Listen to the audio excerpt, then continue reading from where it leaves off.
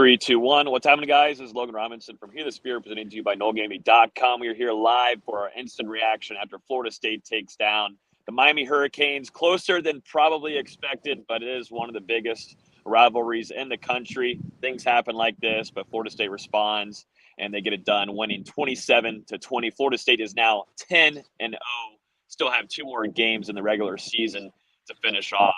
But with me this evening is Austin Veazey, our lead basketball writer and game preview guy for the season on football. And then down below is Dustin Lewis, our editor-in-chief. Gentlemen, Jerry Jones seals it off. Keon Coleman makes plays as usual. Trey Benson is just a freak of nature. I don't know how he can run that fast with size, but also got to give credit to Kalen DeLoach. Absolute monster for Florida State on the defensive side of the ball today. What a game for Florida State. I mean, first off, credit to the fans in Doe Campbell Stadium because it was absolutely rocking. I mean, that was maybe the best environment that we've seen at Florida State all year. And, I mean, this one also gives some credit to the Hurricanes because they came out and fought tonight despite being a 14-point underdog. Thought Miami showed some real resolve despite going down 10-0. And then Florida State, obviously bit themselves in the foot a couple of times through the first couple quarters of this game. Thought after the half, the team came out a lot better on both sides of the ball. But still, I mean, there were just some inconsistencies from the Seminoles. But at the end of the day, it's good to see this team continue to fight, continue to grind, and you come out with your 3rd straight victory over Miami. Good performance from Trey Benson today. Kalen DeLoach, absolutely a beast on defense. And Jarian Jones in his return, missed the game last week against Pittsburgh, pulls down an interception from Tyler Van Dyke to kind of seal this one for the Seminoles to advance to 10-0. Yeah, once again, it was kind of a wacky game, especially officiating-wise. I know we'll get to that at some point.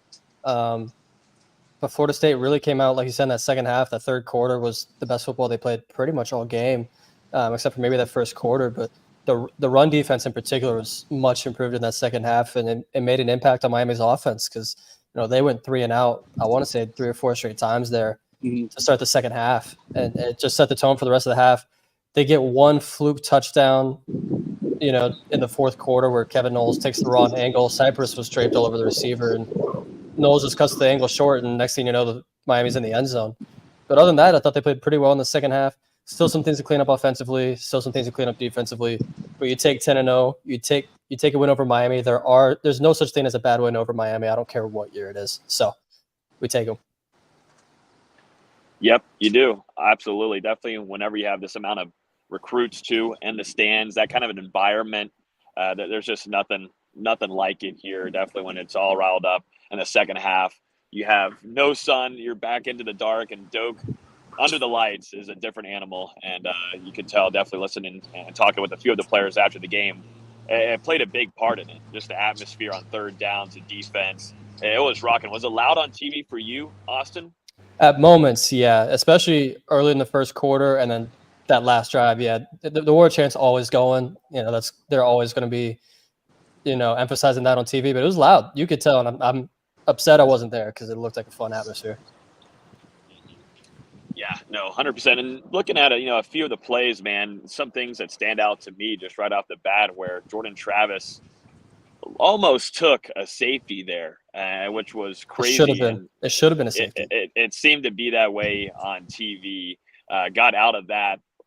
And scraped out. And then also, too, Greedy Vance almost seemed like an interception there on his side of things. And then, maybe it was even there for Miami and Florida State since both calls didn't go in their favor. But a lot of things officiating-wise, which was we can keep going. The targeting, that was absolutely a targeting on James Williams. I don't know how it wasn't called. It was crown of the helmet to the face mask. Never got an answer on it, yeah.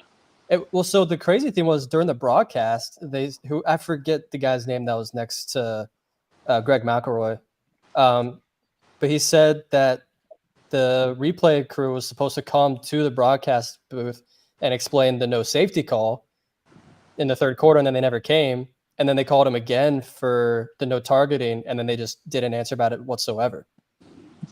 Sounds like they're doing great work. So I don't know what the replay crew is doing, but even the broadcast booth was like, I don't know what's happening.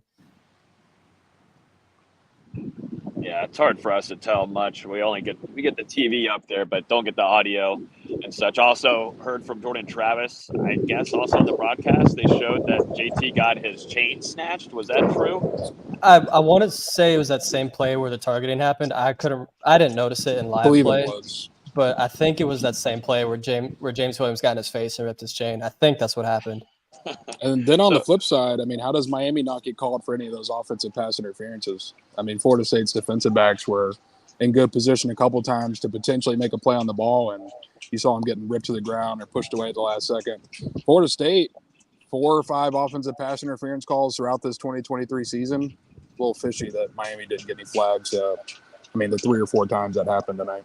Yeah, the one that was egregious was the one on that last drive for Miami, where what's the receiver's name? Because it's bothering me. George? Jacoby. Yeah, George. Renardo was draped all over him, and at the top of the route, George just goes, just shoves him off. And then on the flip side, AZ got a pretty weak holding call. I thought it looks like both guys were kind of just locked onto each other. They weren't really holding; they were just kind of standing there. And then AZ broke on the ball faster. I was stunned that was a holding call, but ACC is going to ACC. Yeah. Well, one thing that happened, Keon Coleman came back.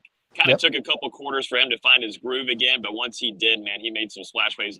Had that little muff there, a little scary moment for sure. FSU fans almost having a heart attack there, but he responds with a massive return, putting Florida State in a good spot to score. Then also his touchdown earlier in the game as well, where, DB was on him. Defensive DPI, everything, pass interference, he still comes down with it. Just goes to show how big of a player this guy is. He's super talented, super special, and he continues to put up highlight plays for this Florida State offense. That was a huge sequence for Florida State. I think first off, you got to give some credit to the defense for forcing a stop there inside the Miami 20, punting away to Keon Coleman. And I mean, man, you just get to see some of that natural talent when you talk about the 6'4", 215-pound wide receiver. Not many punt returners built like that, and not many can make a play like that, like Keon Coleman can in the open field. I mean, just explodes up the middle for a second. Looks like he's going to go all the way. Just barely, one guy trailing and the kicker kind of combined there to stop him at the 10-yard line. I don't know if anyone noticed, but he spiked the ball after the play, kind of in excitement. It looked like he hit the punter in the head, actually. It was kind of funny looking back on the replay, but I saw the video, and it kind of looked like he broke the U over his knee, too. Like, it was all in one motion, spiking the football, breaking the U. All-time clip. I love it. We'll have to go pull that one up again. And then a couple plays later, I mean, Keon Coleman just does what Keon Coleman does. Jordan Travis, one of those contested throws in the end zone, and Keon Coleman, being the wide receiver that we know he is, goes up and gets it like we've seen against LSU, like we've seen against Clemson. That's just kind of his patented play during this season at Florida State. His 10th receiving touchdown of the season gave FSU a 27-13 advantage at that point, and was enough, obviously, for Florida State to continue riding that out and survive tonight. Yeah, and he definitely should have had a lot more catches and production than he did. 4 receptions for 24 yards and a touchdown, but he had 10 targets. There was one play, third or fourth quarter, where he had Miami cooked on a slant and go and gets held at the top of the break, doesn't get called. Early on, Jordan Travis was struggling to find him and connect with him. You could tell that he was working himself back in, whereas Johnny Wilson, it looked like he didn't miss a beat. Those back shoulders were there all game, and yeah, Johnny dropped one late, but otherwise, I thought he played pretty well. And it was good to see those guys back on the field. Yeah, JT loves going to Johnny Wilson. That's kind of his blanket guy. And they took multiple shots, back-to-back shots as well. One of them was dropped to Johnny on the sideline over here. But fun fact here, too, guys. Jordan Travis, only quarterback in program history for Florida State to go 3-0 against the Miami Hurricanes, which is a pretty crazy fact. I mean, this kid just continues to break records and all this kind of stuff. But some history was made today with Jordan Travis getting that win. What do y'all think defensively? Just starting off with Kalen DeLoach's play, recording 2 sacks, multiple pressures. He was just all over the place. And he just like Mike Norvell said after the game, speaking with him, he thinks Kalen DeLoach is playing at an elite level. And it was good to hear from Kalen DeLoach just tell us after the game, how much it meant to him to get this win and his last game against the Hurricanes and how much it means for him and also for this team, but also understanding that, they're on to the next. You think about this one just for a little bit longer, and then, you got still two more games in this regular season to take care of. But defensively overall, and also Kalen DeLoach's play.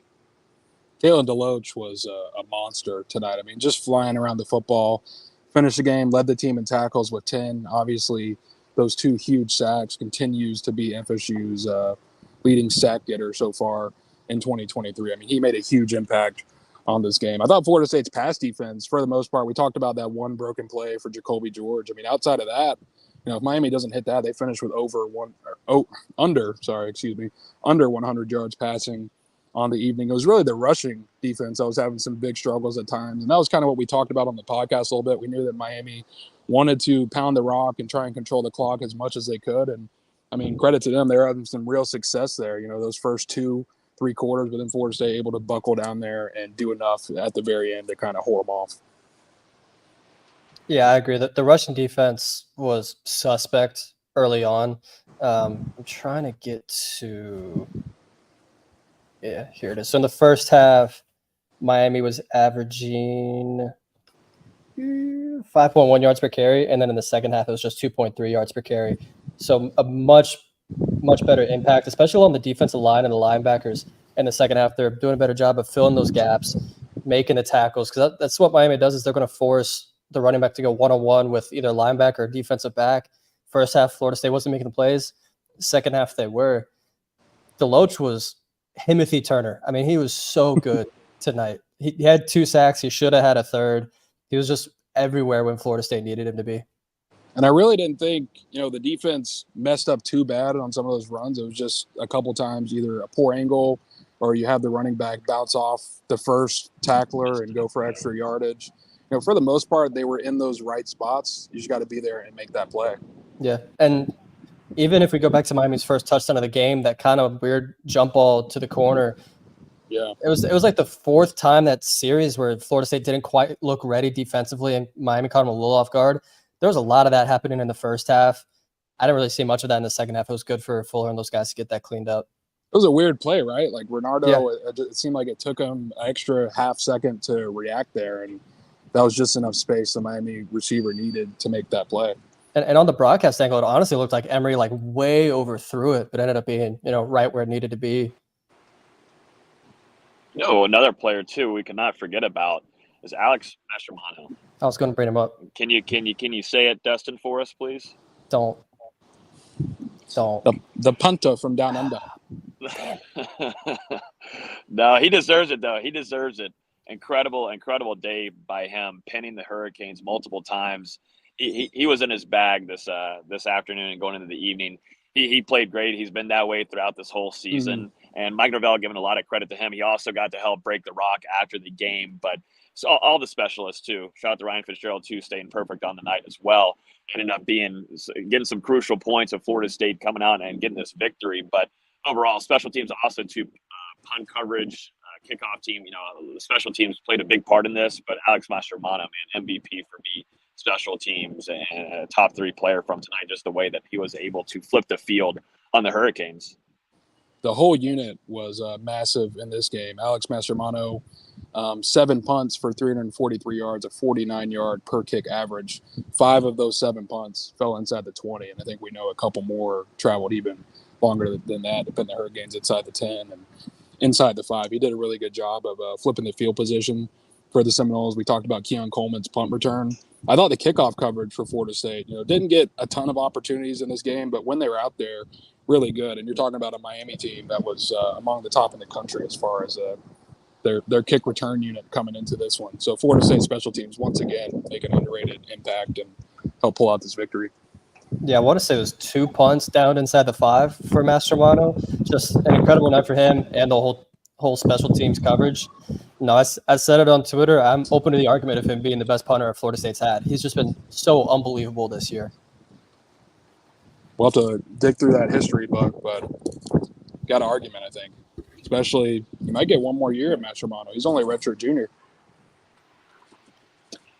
Yeah, would be nice, wouldn't it? Trying to think of some other things too. Of course, Trey Benson almost took that to the crib. I didn't see it at first. I thought he had taken it, but stepped out of bounds there. He just overall, he's he's getting faster. I don't know what it is, but there's times where I don't think he's able to slip through these little seams that he finds downfield. But he's torching defensive backs at 230 pounds like that. It's super impressive. Like when we talk about the NFL Combine here, once we get into the spring, it's going to be so much fun to cover this kid. I mean, there's multiple guys that are freak athletes on this roster, but Trey Benson, it's freakish how quick he can be at that size, because you think of him just being that physical runner downfield. But, he has that, and then he has that extra gear that not a lot of athletes, not a lot of running backs in this country have. Some guys are kind of fit in between like one or two different kind of attributes that they bring to the table in the running back room. But he's kind of got it all, and I just think that he's clicking and his motor is going. And just also to be able to play that many snaps after having these long runs is impressive to me. Tell you what, when I saw Trey Benson take that pitch on that drive, and I'm not really sure what's happening in Campbell Stadium right now. Something's happening in here. First off, it's extremely windy. I feel like I'm in Chicago. It's a little chilly too, but there's screaming happening. There's things flying out of the stands on us. It's a war zone. It's a war zone. But I saw Trey Benson take that pitch on the sideline, and then, just explode down the field, and Doak's obviously rocking. First thing that came to my mind was Dalvin Cook taking the pitch from Everett Golson in 2015 against Miami. I think it was the opposite sideline, but same thing, where he just, bang, goes up the sideline, and he's gone. That's what it felt like. I mean, Trey Benson shot out of a cannon tonight.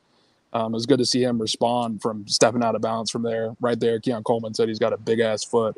But it was good to see Benson come back and score 2 touchdowns and really make a big impact on this game, because you got to know, as much as Florida State wants to beat Miami, this one's a little extra personal for a guy like Trey Benson as well. Played under Mario Cristobal at Oregon.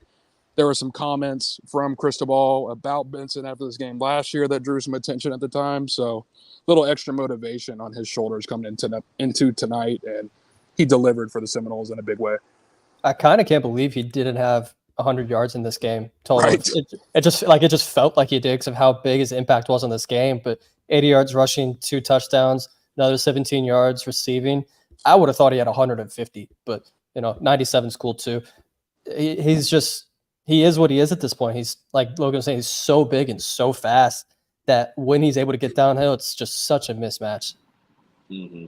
Yeah, for a safety coming down and he's coming at you at 230, that speed, you're in deep trouble. But yeah, I mean, the players admit it. That was a very physical game, a lot of chippiness, a lot of trash talking. The game started off with a Miami Hurricane player just pelting a marching Chiefs member. Tough start to the game, and it was really chippy. A lot of guys talking trash. Ja'Cory Brown warming up. It might have been. Bad it might throw. have been. I potentially could have been, honestly. But, guys held each other accountable, too. I saw a lot of veterans, holding guys back. I think Jarian had to be held back once. But a lot of guys that, were playing that stayed strict with it. And, a lot of things could have blown over and caused penalties and such. But, they played smart. And that's something that Mike Norvell presses on highly, staying disciplined. And this team is doing a good job of that. Definitely when it comes down to a couple plays like this, you can't allow these silly penalties. And we've seen that in years past with this team, and they just come a long way. And to your point, this is a type of game where emotions can really run over. I mean, this is a hotly contested rivalry between Florida State and Miami, and every time they get together, they just love to go at it between the lines, after the whistle. No matter what, you're going to see some action during this game. And I think you've got to give some real credit to Florida State. They didn't have a single unsportsmanlike conduct penalty tonight, only 3 penalties for 35 yards against the Hurricanes. And it's important to remember, this is a team that's racked up a lot of flags throughout the season. So I thought tonight, to have a pretty clean game overall, and even some of the flags that were thrown on Florida State, a little iffy, a couple of them. So, yeah, overall, I thought it was a very disciplined effort from the Seminoles, and that's exactly what they needed to pull out a game, especially one that ended up being as close as this one was. Not only was it 3 penalties, but one of them was after the Jaron Jones interception when the game was over and they're just celebrating. So it's really just 2 penalties when the game matters. In a rivalry game, as hotly contested as Miami can be, that's a win. Florida State's had their issues at times this year, like at Wake Forest. There was a bunch of penalties. LSU, there was a bunch, but a lot of those were iffy. For essentially 2 penalties and 20 yards, that's big time. So only one unsportsmanlike conduct. Let me call that back. I don't think there was none on Florida State. It was That's one. what it would have been after the play. Unsportsmanlike conduct penalty at the very end of the game. Well, yeah. That's what That's what I saying. meant. I'm just saying I'm not counting it because the game's over. They're celebrating because they beat Miami. Gary here on Facebook asking, and we'll now kind of move into where Florida State stands in the rankings, and still got some big games going on right now as we speak. But Washington beats Utah. Gary asking, guys, what are your thoughts on Florida State potentially dropping number 4? He thinks that Washington jumps Florida State and takes that number 4 spot. What do you guys think? Don't give a shit. Ohio State and Michigan still have to play each other. So as long as Florida State wins out, they'll be in the playoffs. That's all that matters. It's a possibility for sure. I mean, Washington getting another win over a top 25 team.